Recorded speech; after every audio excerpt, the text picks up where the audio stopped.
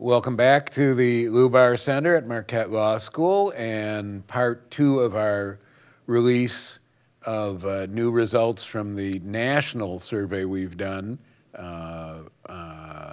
related, the first segment, which was released on January 25th, focused on the U.S. Supreme Court primarily. And in this session, we will be discussing results, national political results, for the most part, including some questions about the recent high-profile controversy over the Speaker of the House. And we are joined by Professor Charles Franklin, the director of the Marquette Law School Poll. Welcome. Thank you. And tell us about the details of how the poll was done. Sure. So this survey was in the field January 9th through the 20th. We interviewed 1,000 adults nationwide, and the full sample has a margin of error of 3.8 percentage points. Okay, good. And let's start with that high-profile election of Speaker of the House. Eventually it came to a conclusion. It did. I would think that C-SPAN had its highest ratings of the season, but I was a regular maybe watcher. I'm just one of those nerds that was watching it the whole time. And indeed, some people have heard about it. We asked how much you'd read or heard about the election of the new Speaker. 53% said they'd heard a lot about that. 29% had heard a little, and 18% nothing at all. So there are plenty of things that get more than 53% on heard a lot about. But on the other hand, there are a lot of things with a good deal less. So about half the public seems to have paid a fair bit of attention, gotten a lot of news about the Speaker's election. We don't see all that much difference in awareness of the election by party. Among Republicans, 56% had heard a lot, and among Democrats, 60% a lot. So a little difference, with Dems a little bit more aware, but not by much. Independents, on the other hand, far less attentive to the Speaker's election. Just 28% of them had heard a lot about the election. Can that be taken, and we've discussed this in past rounds, people who consider themselves independents are also less engaged more broadly. That's right. In keeping an eye on the news and politics. That's absolutely right. And you see it in when we ask how much attention do you pay to politics. Independents who are not closer to either party are considerably less likely to say they follow politics most of the time. Likewise in voter turnout, people who are not close to a party are less likely to turn out. They're also more cynical about politics, or even just more removed from politics. So it's not surprising that we see lower attention to this among independents. After all, partisans had a rooting factor on either side to bring them to watch those votes for Speaker. But it's across a host of items. Partisans are more engaged in politics and pay more attention to news about political events, even if there's sometimes partisan differences in that attention. Independents are really the much less attentive group. So Kevin McCarthy eventually emerged as Speaker in this fractious group of Republicans. Mm-hmm. What do people think is ahead? Well, we asked whether you think the Republican majority can unite to govern effectively, or were those divisions over the Speaker an indication that the Republicans can't unite to govern? And here, 41% think that they can unite, 58% not. But you won't be surprised here at the partisan split. 2/3 of Republicans, 67%, think the party will be able to govern effectively. That drops to 32% of independents and 20% of Democrats. But I don't think those partisan differences are not surprising. It is notable that, I guess, despite the controversy or the difficulty of electing a Speaker, the public, on balance, is a little bit skeptical about them uniting. On the other hand, the party's pretty skeptical about Congress in general.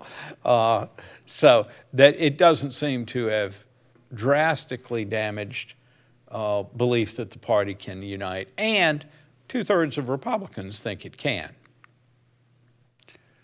How well known is Kevin McCarthy at this point? Not very well known is the answer. 39% say they don't know enough about him to have an opinion of him, despite being pretty prominently in the news for a while. But he's viewed favorably by 19% and unfavorably by 42%. Here again, you'd not be surprised at the sharp partisan differences. Among Republicans, 38% have a favorable view of McCarthy, 20% unfavorable. Among independents, it's 5 and 31, and among Democrats, 6 and 67. But maybe what's more surprising, especially when we look at the attention paid to the news about the Speaker election, 43% of Republicans say they haven't heard enough about McCarthy to have an opinion of him. That's only 27% among Democrats. So this is a little bit of the party in opposition knows more than the party in power, or has paid more attention. That we talk about negative partisanship, that we don't love our party so much as we don't like the other party. And maybe there's a little touch of this here, that among Democrats, McCarthy was a more visible figure. People formed more strong opinions about him. Among Republicans, especially in light of the division in the Congress in electing him, maybe that's a good reason why Republicans might feel like they don't know enough about him yet at this point to form an opinion. And of course, independents, 61% don't have an opinion. Back to our point about independents not generally paying as much attention to these things. And compare him to his very well-known immediate predecessor, Nancy Pelosi. With Pelosi, first of all, people do know her. Only 12% of the total sample say they don't have an opinion of her. But she also is seen negatively on balance. 31% have a favorable view of her, 57% a negative view. Among Republicans, it's nearly universal, 3% favorable, 92% unfavorable, 5% without an opinion. Independents, 21 to 44, with 33% without an opinion. And Democrats, quite positive to Pelosi, 61% favorable, but 30% not favorable, unfavorable, and 9% without an opinion. Here, the difference between Republicans and Democrats in having an opinion is quite small. It's only a 4-point difference. But it is notable that, as with McCarthy, the opposition party seems to know the speaker better than their own party. Only 5% of Republicans lacked an opinion of Pelosi versus 9% of Democrats. Like I say, that one's very small, but we saw a bigger difference in the case of McCarthy. And it does sort of suggest that, you know, the person you're opposed to may be a more vivid figure to you rather than the leader of your own group.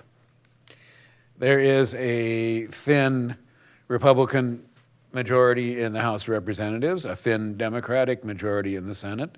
How do people think those two groups are handling their job? Yeah, we wanted to start this question now that we do have this division between the House and Senate, and see how over the next 2 years the images of the party majorities may shift. So this month's poll is our baseline for following this.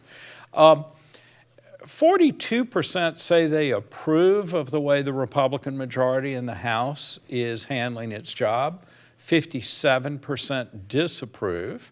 But that's almost the same for approval and disapproval of the Democratic majority in the Senate. 43% approve, 56% disapprove. Now, the Senate didn't have quite as action-packed a January as the House did. We'll see how this changes over time. you will not be surprised, Alan, You're correct. that there are big partisan differences here. 71% of Republicans approve of the Republican House majority, 30% of independents, just 19% of Democrats. On the Senate side, 8% of Republicans approve of the Democratic majority in the Senate, 31% of independents, and 80% of Democrats. So Democrats might be slightly more behind their party than Republicans are, but it's not a very big difference. And I think the real value of these questions is going to be to see over the next 2 years of legislative battles, how do these two groups play out. Let us turn to Ukraine. Yeah, here we had a bit of a development. Ukraine President Volodymyr Zelensky spoke to the joint session of Congress on December 21st. What we found was 32% said they'd heard or read a lot about that speech, 43% a little, and 25% had heard nothing at all. We see only a little difference in awareness by party. 31% of Republicans had heard a lot, and 38% of Democrats, and again, a smaller 18% of independents had heard a lot about his speech. A little bit of contrast that the amount of news people say they've heard or read about the Russian invasion of Ukraine is much higher. 69% say they've heard a lot about that, 26% a little, and 4% nothing at all. And on this one, Democrats and Republicans are equally aware and attentive to the Russian invasion. 73% of Republicans have heard a lot, 74% of Democrats. And independents are lower, but even among independents, 49% say they've heard a lot. So awareness of the Russian invasion is quite high. Awareness and how much you'd heard about Zelensky's speech is quite a bit lower. And of course, one difference is the Ukraine invasion has been going on for nearly a year now. The speech was a one-time episode and over the holiday season. And where are we, the people, holding as far as support for Ukraine? We've seen a fair bit of support, but 29% say the U.S. is providing too much support to Ukraine. 24% say we're not giving enough support. And nearly half, 46%, say we're giving the right amount of aid. We asked that question in November, and 32% then said too much support. So that's dropped just a little bit. But not enough support was 23%, and about the right amount, 45% in November. So very little change there. A 3% difference is inside the margin of error, but so we don't want to say that much has changed. There are some partisan differences in support for aid to Ukraine. Among Republicans, 47% say we're giving too much. 25% of independents and only 14% of Democrats say we're giving too much. 15% of Republicans say not enough, and 38% say about the right amount. Among Democrats, 29% not enough, and 57% about the right amount. So overall, there's 29% that say we're giving too much aid, but there are some party differences, and back to that question of Congress and what's happening in Congress over the next 2 years, we'll watch to see whether those partisan differences emerge in congressional behavior. Do people think what's going on in Ukraine matters here in the United States, life in the United States? Yeah. A majority do. Overall, 31% say what happens in Ukraine matters a great deal, and another 47% say it matters some. Only 16% say not much, and 7% not at all. So there is, I think, a broad majority that see Ukraine as relevant to the U.S., though more say somewhat matters to the U.S. than say matters a great deal to us. Party differences are a little bit bigger here. Republicans, 24% say it matters a great deal versus 37% among Democrats. 29% of independents say the same. But the other categories are not very different from one another by party. So there is a little difference, but not a huge difference on that. More broadly, more globally, shall we say, how do people feel about U.S. involvement in world affairs? Well, here there's, this shift from 40 years ago, 50 years ago, the Cold War period.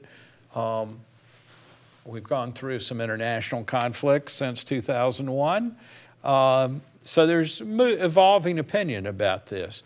What we see right now is 59% say it's better for the country to take an active part in world affairs. But 41% say the U.S. should stay out of world affairs. And here we see party differences again. But here it's independents who are especially likely to say we should stay out of world affairs. 54% of independents say that. 42% say we should take an active part. But Republicans are evenly split on this question. 50% take an active part, 50% stay out of world affairs. Finally, it's the Democrats that are more the internationalist party or the international engagement party. 73% take an active part, 27% stay out of world affairs.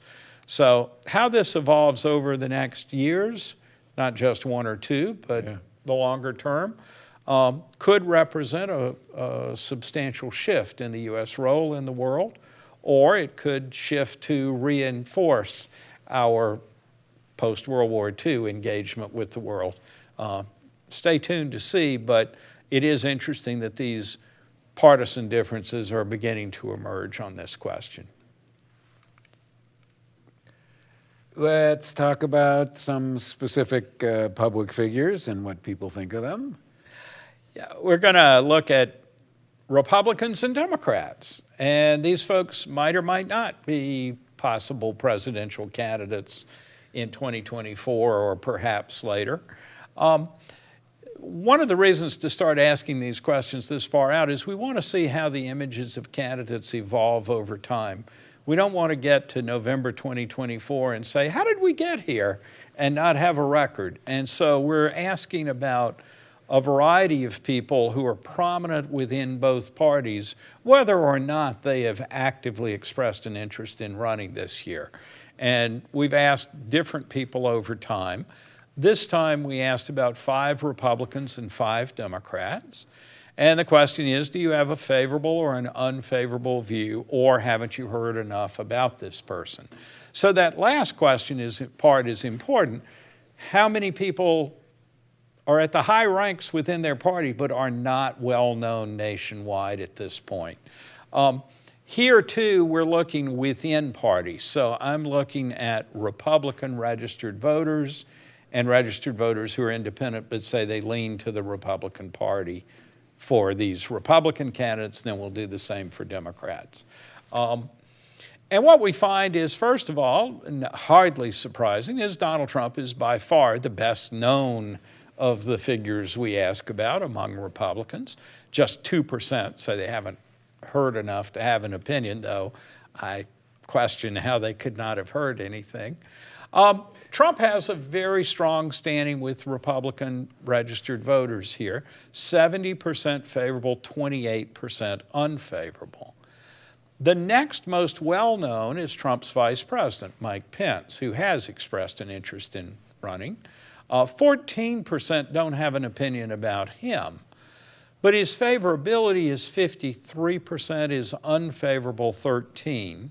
So well 33. Behind, sorry, 33, thank you. 53 favorable, 33 unfavorable. Well behind Trump on favorability, but still net favorable as all of these are actually. Then we get to Florida Governor Ron DeSantis.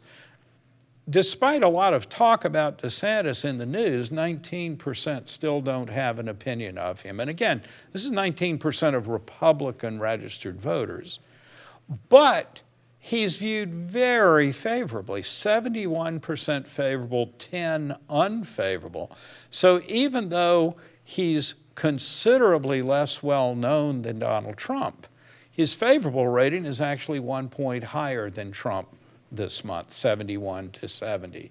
So this is a good indication of the potential for DeSantis's appeal should he decide to enter the presidential race. Then we have two prominent governors who were just reelected with large margins in their respective states. Greg Abbott, the governor of Texas, and Brian Kemp, the governor of Georgia. Both were incumbents who were reelected this year. But nearly half of Republicans, 46%, say they haven't heard enough about Abbott, and 2/3, 67%, haven't heard enough about Kemp, Brian Kemp. Both are seen favorably if you have an opinion. 46% are favorable to Abbott, 7% unfavorable, 23% favorable to Kemp, and 10% unfavorable. So this is a good example of prominent governors who are likely to play a role in the future of the party and perhaps in national politics, but who have not yet achieved anything like the visibility that Ron DeSantis has as Florida governor and potential presidential candidate. What does stand out, again, is simply DeSantis's very high favorable rating with Republicans compared to any of the other candidates, and indeed, he matches and exceeds by 1 point Donald Trump there. And on the Democratic side? Again, no surprise, Joe Biden is pretty well known. Only 1% of Democrats say they don't know enough to have an opinion of him. And he's viewed quite favorably. 83% of Democrats have a favorable view of Biden, just 16% unfavorable. Vice President Kamala Harris, 10% haven't heard enough. She's viewed favorably by 67%, unfavorably by 23%. Just about as well known as Senator Bernie Sanders, former presidential candidate. 11% haven't heard enough, but he's viewed positively, favorably by 75%, 14% unfavorable. So Sanders remains a very visible figure and a very popular figure within the party, though he doesn't quite match Joe Biden's standing, though he exceeds Harris's by a little bit. Then we get Transportation Secretary Pete Buttigieg. Now 34% say they haven't heard enough about him, this despite a bid for the presidency in 2020, as well as his role as Transportation Secretary. 53% favorable, 13% unfavorable. Our survey was in the field after the problems with airlines, especially Southwest Airlines, over the Christmas to New Year's period. But it doesn't seem to have affected Buttigieg's favorability here. Finally, a Democratic governor who just won re-election with a substantial margin, Michigan Governor Gretchen Whitmer. Here, 54% haven't heard enough to have an opinion of her, so she's still fairly unknown to Democratic voters. 35% have a favorable view and 10% an unfavorable view.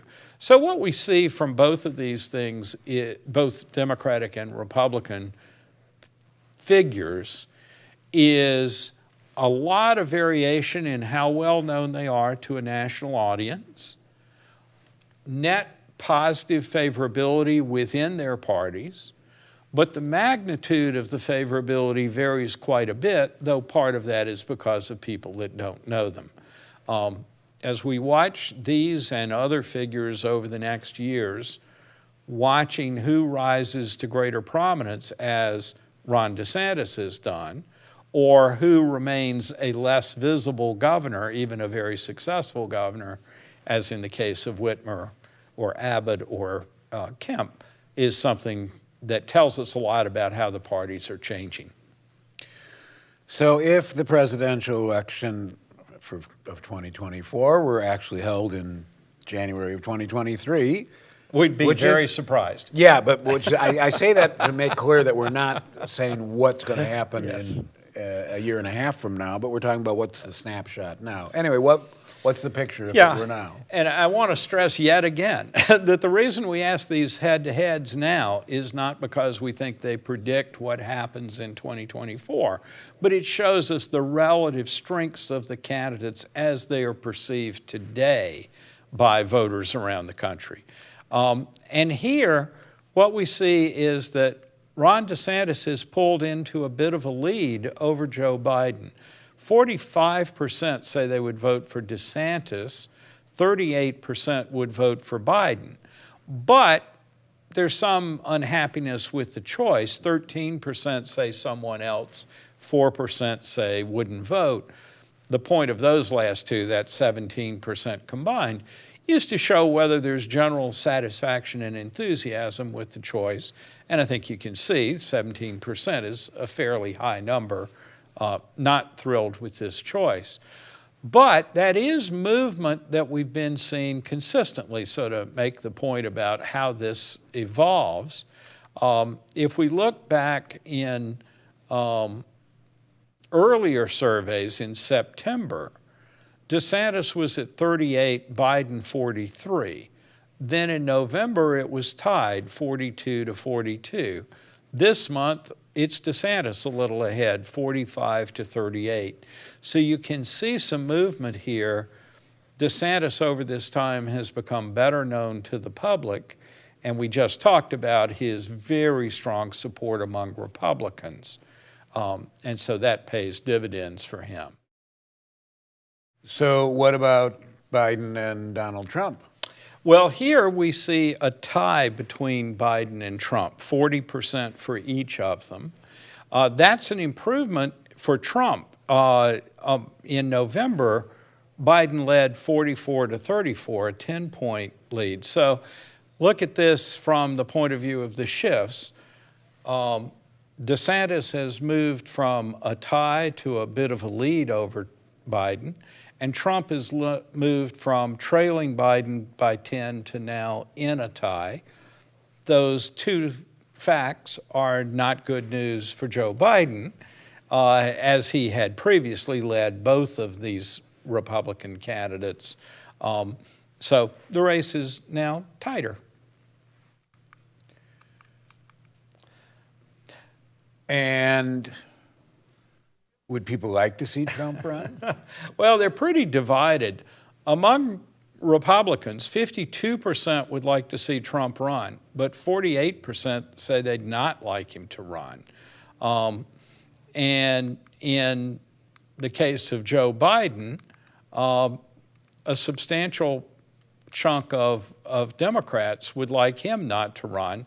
It's about an even split. 49 would like him to run, 51 would not like him to run. So in the case of the former president and the current president, their parties are pretty divided over them as candidates, even though the parties have pretty positive views of them individually. The favorable views are pretty high.